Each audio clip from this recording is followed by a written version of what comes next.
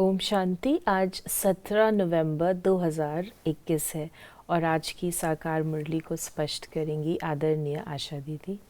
ओम शांति दीदी। बाबा ने कहा, मीठे बच्चे, तुम्हें साइलेंस में रहकर एक बाप को याद करना है। इसमें घंटे आदि बजाने की दरकार नहीं है। अपने ज्ञान में जो महत्व है वो साइलेंस का है। आप देखिए, शिव बाबा भी साइलेंस हैं, हम आत्माओं का ओरिजिनल रूप भी साइलेंस है, जहाँ हम रहते हैं वो भी साइलेंस धाम है। तो साइलेंस हमारे लिए सहज है। तो बाबा कहते हैं ये सब करने की तुमको ज़रूरत नहीं है, साइलेंस में बैठ करके याद करो। बाबा पहले पूरे रिकॉर्ड लगवाते थे, धीरे धीरे बाबा ने ख़त्म कर दिए साइलेंस। प्रश्न है, किस बात में बाप समान बनो तो सब काम सिद्ध हो जाएंगे? उत्तर, जैसे बाप प्यार का सागर है वैसे बहुत बहुत प्यारे बनो। क्रोध से काम बिगड़ता है, बनता नहीं।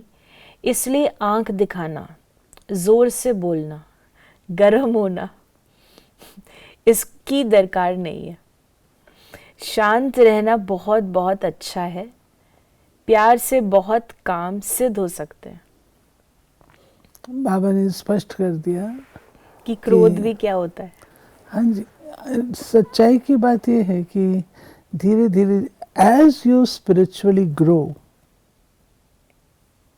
जितना जितना आप स्पिरिचुअली ग्रो करते जाएंगे, आप ये सब चीज़ों का उपयोग ख़त्म करते जाएंगे। मैंने अपने कई वरिष्ठ को देखा है, उनकी अपनी यंग लाइफ में बहुत लव एंड लॉ का बैलेंस, कुछ भी वो इग्नोर नहीं कर सकते थे। लेकिन ज्यों ज्यों आयु बढ़ती है और ज्यों ज्यों स्पिरिचुअली ग्रो करते हैं, इन सब चीज़ों का उपयोग करने की ज़रूरत नहीं पड़ती है। हमने दादी जी को देखा, औरों को भी देखा। इसलिए बाबा कहते हैं कि इन सब चीज़ों, आवाज़ रेज करना आदि, ये सब स्पिरिचुअल तो नहीं है ना। गीत है, तुम ही हो माता पिता। ये महिमा है एक की, परंतु भक्ति मार्ग में सिर्फ एक की महिमा गाने से भक्ति का शो नहीं होता। इसलिए भक्ति में बहुतों की महिमा गाते हैं। वहाँ आवाज़ भी बहुत होता है, घंटा घड़ियाल, गीत भजन, रोना पीटना कितना भक्ति मार्ग में चलता है। किस्म किस्म के आवाज़, मंत्र, जंत्र, स्तुति आदि होता है। और ज्ञान मार्ग में है साइलेंस, सिर्फ इशारा दिया जाता है, आवाज़ कुछ भी नहीं। बाबा ने कहा कि सबसे जास्ती घंटे बजते हैं शिव के मंदिर में। जहाँ तहाँ देखो घंटे ही घंटे हैं। किसको नींद से जगाने के लिए कोई घंटे नहीं बजाए जाते। शिव बाबा ने आकर मनुष्यों को कुंभकर्ण की अज्ञान नींद से जगाया है, परंतु घंटे नहीं बजाते। बिल्कुल शांति से 2 अक्षरों में ही समझाते हैं। बुद्धिवान जो होते हैं वो 2 अक्षर में ही समझ जाते हैं। बाप कहते हैं, बच्चे मुझे याद करो, तुमने ही मुझे बुलाया है, हे पतित पावनाओ। अब मैं आया हूँ तुमको राह बताता हूँ। बाबा कहते हैं कि देखो, जो परमात्मा की स्थापना की विधि है वो गुप्त है। गुप्त माना साइलेंस, शोर मचा के नहीं है, परिवर्तन से स्थापना है। तो उसके लिए बाबा कहते हैं इन सब चीज़ों की तो ज़रूरत नहीं है। ये गायन है, इन सब चीज़ों गायन और पूजन है, लेकिन जो कर्तव्य है वो साइलेंस में किया गया है। बाबा ने कहा, क्या अब तक तुमको पतित बनकर इस दुनिया में ही रहना है? तुम तो पावन दुनिया में रहने चाहते हो ना। पावन दुनिया स्वर्ग को कहा जाता है। फिर बाबा ने कहा, वास्तव में ये यूनिवर्सिटी भी है मनुष्य से देवता बनने की। तब गाते हैं मनुष्य को देवता किए। इसमें शास्त्र आदि कुछ भी पढ़ना नहीं है। भक्ति मार्ग में बहुत शास्त्र आदि पढ़ते हैं, ढेर लेक्चर आदि होते हैं, मास मास मंडप बनाकर बैठ आवास करते हैं। यहाँ कितना शांति में बैठ बाप समझाते हैं। फिर बाबा ने कहा, अब तुमको सतो प्रधान बनना है, इसलिए मुझे याद करो, सो भी अजपा। जैसे कन्या की जब शादी होती है तो क्या जाप करती है, याद में रहती है। तुम भी सब पत्नियां हो, ये शिव बाबा पतियों का पति है। तुम्हारी सगाई हुई है परमात्मा के साथ। सगाई जब हो गई तो बस याद बुद्धि में बैठ गई, खातरी हो गई कि हमने सगाई कर ली। फिर एक दो को याद करते रहते हैं।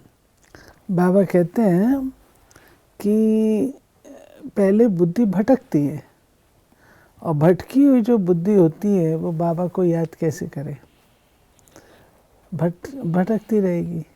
जब कन्या की जैसे सगाई होती है तो उसकी बुद्धि एकाग्र हो जाती है, फिक्स हो जाती है, फिर उसकी बुद्धि भटकती नहीं है।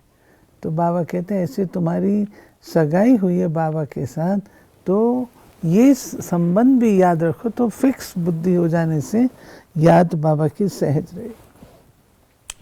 बल मनुष्य तन में आकर भाई बहन बन जाते हैं, परंतु पुकारती आत्मा है। फिर बाबा ने कहा वहां टीचर तो सामने बैठ पढ़ाते हैं, दिखाई पड़ता है, ये है गुप्त। तो इस टीचर को भी बुद्धि योग से समझना पड़ता है। वो निराकार पतित पावन है। वही स्मृति दिलाते हैं कि कल्प पहले भी मैंने तुमको राजयोग सिखाया था। तब कहा जाता है मन मनाभव पवित्र बनो, तो ये लक्ष्मी नारायण बन जाएंगे। इसमें घंटा घड़ियाल आदि बजाने की दरकार ही नहीं, बाप खुद आकर जगाते हैं। फिर बाबा ने कहा मन मनाभव का अर्थ है साइलेंस। अपने को आत्मा निश्चय करो, बस अब हमको घर जाना है। ये बाबा ने आज बताया, मन मना भव का अर्थ है साइलेंस।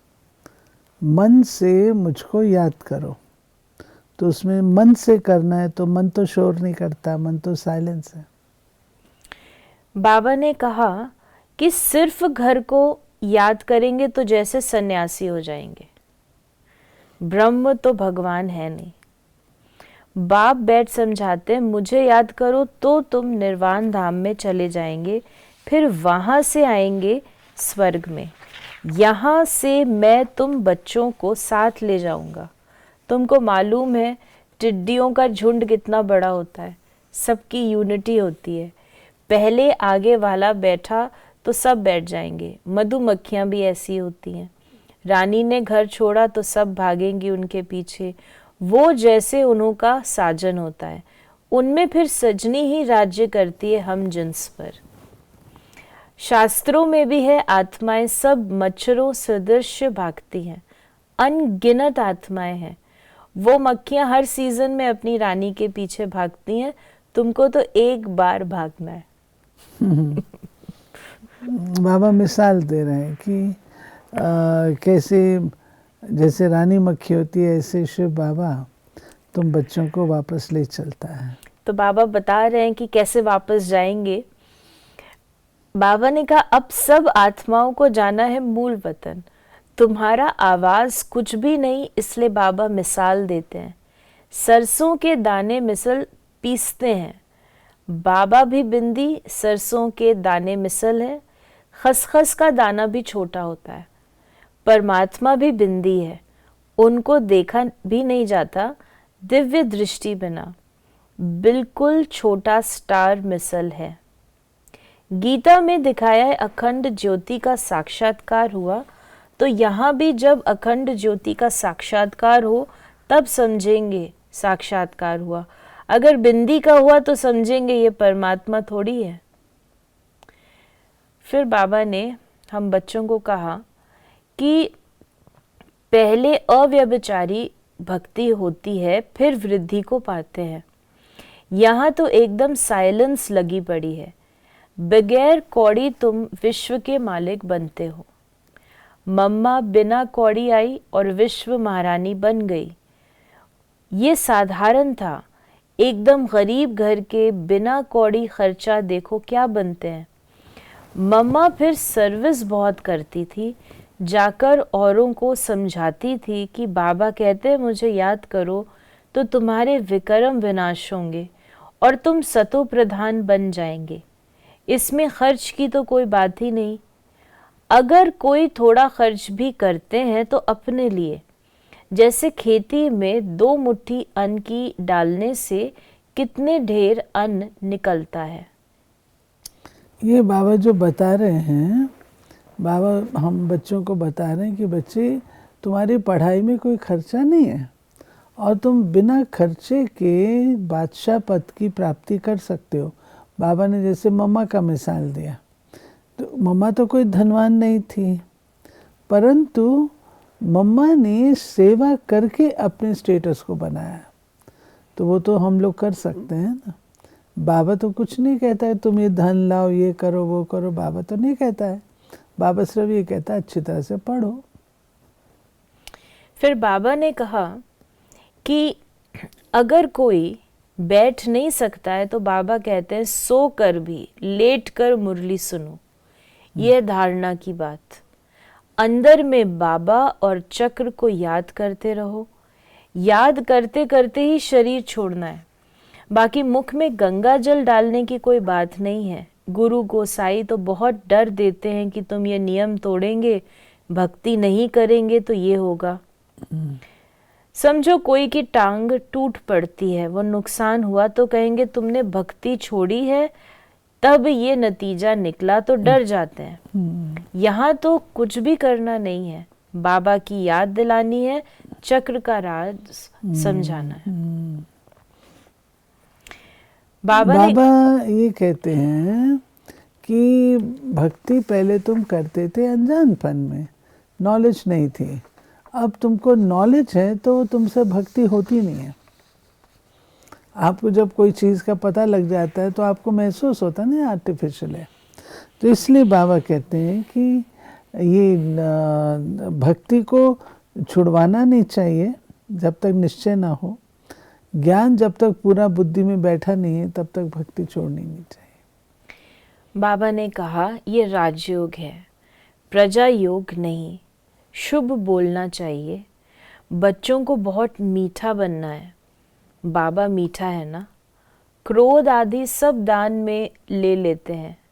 बाप कहते हैं मैं प्यार का सागर हूँ, तुम भी बनो। बड़ा प्यार से समझाते हैं।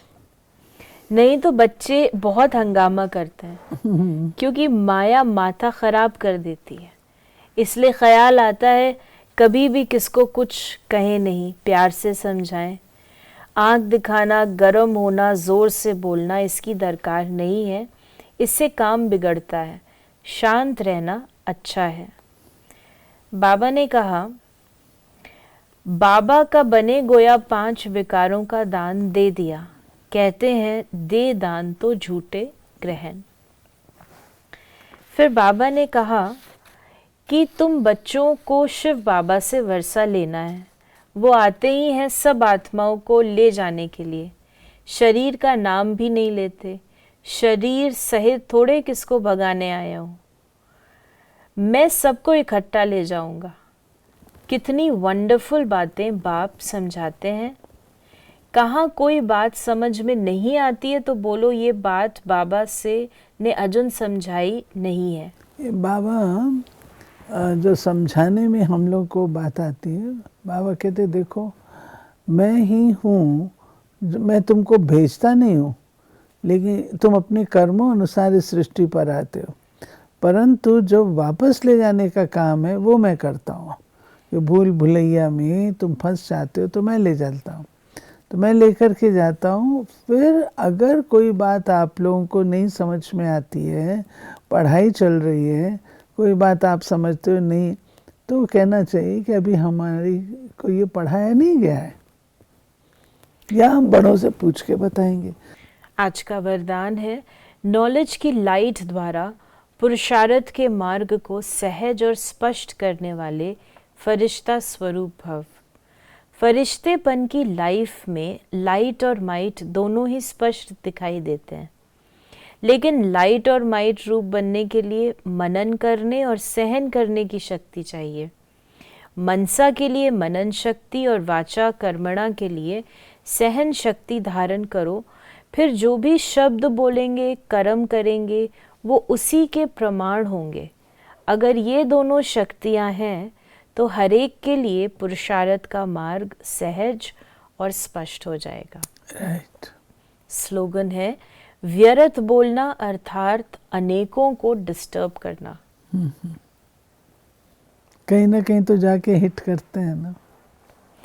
तो ये थे बाबा के आज के महावाक्यों का स्पष्टीकरण। अगर आपके मन में भी कोई सवाल है तो आप व्हाट्सएप करें 8826599309 पर। ओम शांति।